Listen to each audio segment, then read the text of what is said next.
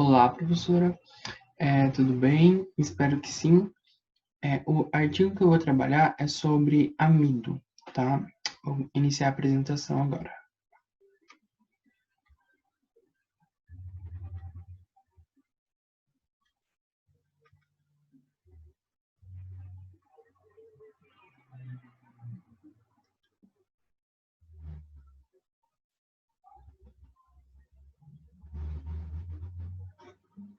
Ok.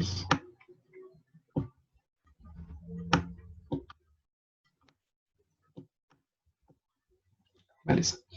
O título do artigo é Caracterização físico-química, reológica, morfológica e térmica dos amidos de milho normal, ceroso e com alto teor de amilose.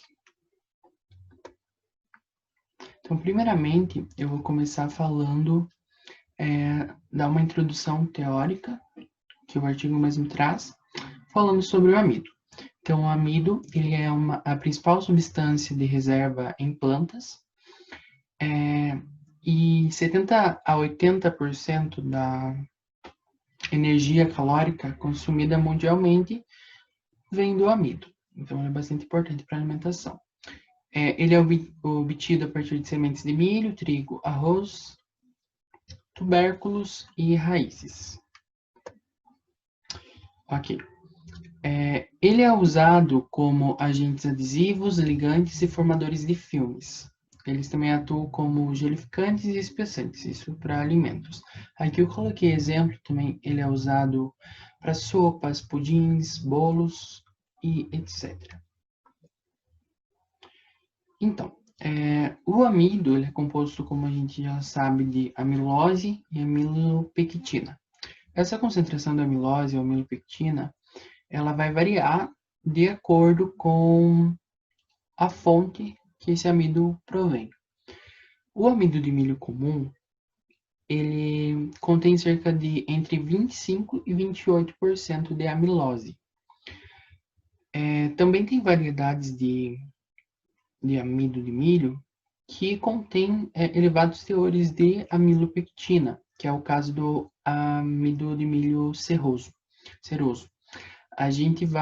Eu vou falar sobre ele mais para frente daí. Também nós temos amidos com alto teor de amilose, que tem mais de 50%. Também a gente vai falar, o artigo fala sobre esses amidos. Então, aqui falando de algumas características, dependendo do tipo de amido, ele vai fornecer ao géis de amido consistências diferentes. Por exemplo, o gel feito de amido de milho comum, ele vai ter um gel consistente. O feito de amido serroso, ele vai ter um gel mais fraco, vai ser um gel mais fraco. E o amido com mais amilose, ele vai ser um gel mais forte.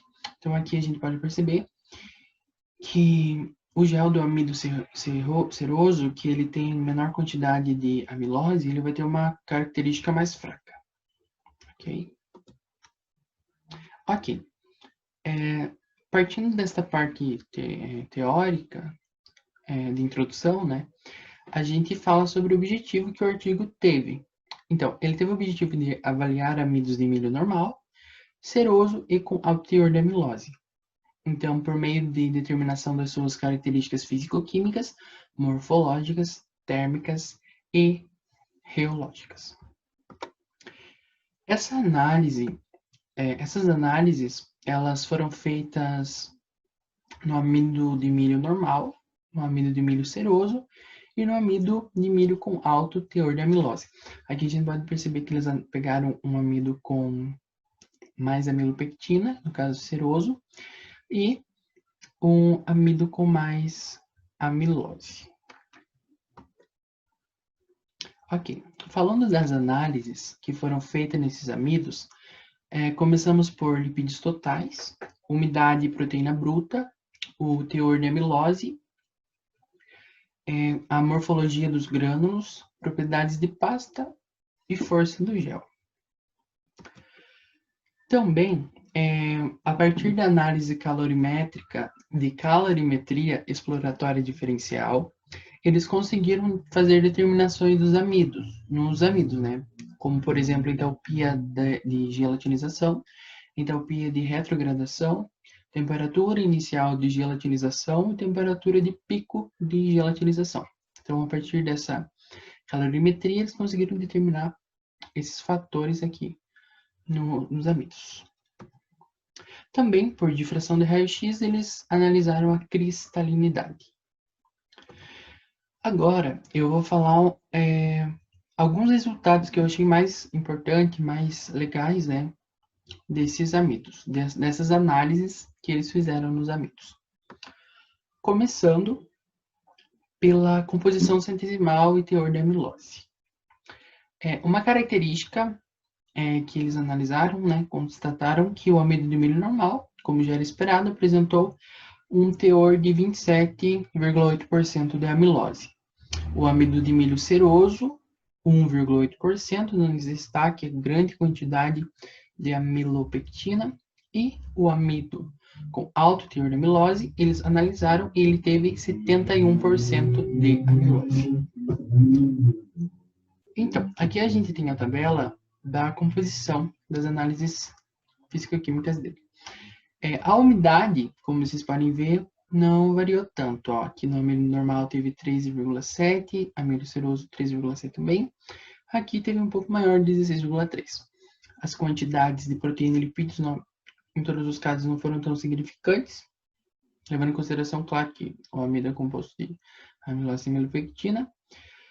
E, como eu já falei no slide anterior, aqui a concentração da amilose em cada caso. Ok. Uma análise que eu achei bastante interessante foi a morfologia dos grânulos. Então, essas análises, essa figura que eu estou mostrando, por exemplo, aqui, assim como as outras que eu vou mostrar, elas foram obtidas a partir do microscópio eletrônico de varredura, o MEV. Aqui, nessa primeira figura, a gente tem os grânulos de amido normal, tá? Esses grânulos de amido normal, eles apresentam alta proporção de grânulos angulares e alguns grânulos arredondados. Esses grânulos, eles têm tamanho de diâmetro na faixa de 5 a 25 micrômetros, tá? Então, essa é a figura dos grânulos de amido de milho normal. Aqui, a gente tem os grânulos de amido com alto teor de amilopectina, então, nesse caso, obtido do milho seroso. Ele é parecido com o anterior, só que ele vai ter uma superfície mais rugosa. Tá? Nesse caso aqui, a gente tem a figura do amido com alto teor de amilose.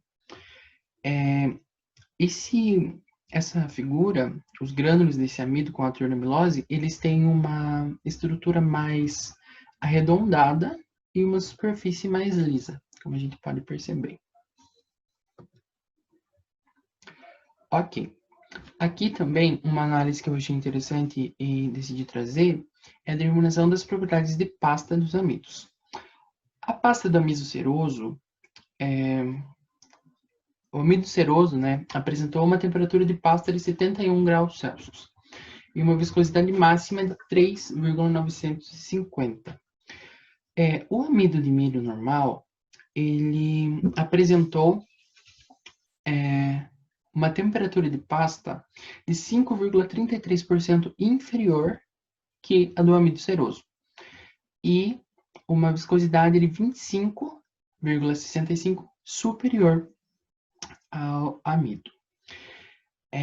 No caso da retrogradação dessas pastas, a do amido de milho normal foi 68,06% maior que a retrogradação do amido de milho seroso. Isso a gente consegue explicar que o amido de milho seroso tem mais amilopectina que o amido de milho normal. E o primeiro estágio da retrogradação, a principal molécula envolvida é a amilose. Então, explica, né, o porquê que a retrogradação do amido de milho normal foi 68,6%. A amilopectina vai ser retrogradada só que de forma mais lenta. Ok? Ok. Da análise de calorimetria exploratória diferencial, a gente conseguiu ver as temperaturas de gelatinização desses amidos, assim como a entalpia. Aqui, como a gente pode ver, esse M aqui é o amido de milho normal. A temperatura inicial da gelatinização começou foi de 64 e a gelatinização total ocorreu a temperatura de 77 graus. Do segundo ali, o AP, que é o amido de milho ceroso, ele teve a temperatura de 68,95 e final de 75,3. Aqui a gente consegue ver que tem uma diferença desses dois graus. No caso do amido de milho com alta concentração de amilose, teve uma temperatura de 105, inicial de 105 e a de gelatinização de 128 graus. Então, é bem maior. Na questão da entalpia, a gente teve uma entalpia grande no amido de milho, como vocês podem ver aqui, de 1075 no amido de milho com alta concentração da amilose. Isso é explicado porque, por exemplo, esse amido exige maior energia pro entumecimento das partículas pela absorção de água e elevação da temperatura. Gelatinização. Então, para ocorrer essa gelatinização desse amido, é necessário maior energia, ok? Até porque a gelatinização ocorre em maiores temperaturas. Então, pode ver que o amido que depende de menor energia é o amido com maior concentração de amilopectina. Outra análise importante foi a força do gel. Deixa eu mudar aqui. Ok. O milho normal, que é o primeiro gráfico, ele teve uma força de 38,85. Então, a gente pode ver aqui no gráfico que o pico está perto de 38,85, que é o que o artigo forneceu. Lembrando que essa força do gel foi em um gel com 10% de sólidos. Neste caso aqui, a gente tem a força do gel do amido de milho com alto teor de amilose, que teve uma força de 1.623 grama-forças. Então, ele tem uma força bastante alta. Ok? Também 10% de sólidos. Já o caso do amido de milho ceroso, com maior concentração da amilopectina, ele teve uma força média de 12,64. Então, aqui está perto do 12,64. Também 10% de sólidos. Então, com isso, a gente consegue explicar, né, que a força do gel está diretamente relacionada com a concentração de amilopectina e amilose no grânulo. Por exemplo, aqui, ó, com alta concentração de amilopectina, ele apresentou uma força menor em relação ou com maior concentração da amilose. Entendeu? Ok. A partir dessas análises, que algumas eu coloquei, senão vai ficar muito extenso, mas lá no slide de análise eu citei todas, eu achei o artigo bem bom e eu tive algumas sugestões para ele, né? Eles não colocaram as propriedades da pasta do amido com alta amilose, então isso eu até fiquei curioso. Com certeza é bem diferente das com alta amilopectina, mas eles não colocaram no artigo. Também eu acho que ficaria legal ter colocado análises ou comparar os resultados também, que não teve essa comparação, com amidos de outras fontes. Por exemplo, usaram só amido de milho. Usado, por exemplo, das féculas, seria interessante, amido de arroz, para ter essa comparação. Uma coisa também que eu acharia legal, que é, por exemplo, analisar a retrogradação do amido em alimentos congelados, prontos para o consumo e etc. Por exemplo, para ver como ocorre, né, essa retrogradação nos alimentos com alto teor de amido e também ver como ela afeta, por exemplo, digamos, no prazo de validade do produto ou algo do tipo, né? Aqui a gente tem a referência, esse foi o artigo que eu peguei. E é isso. Muito obrigado.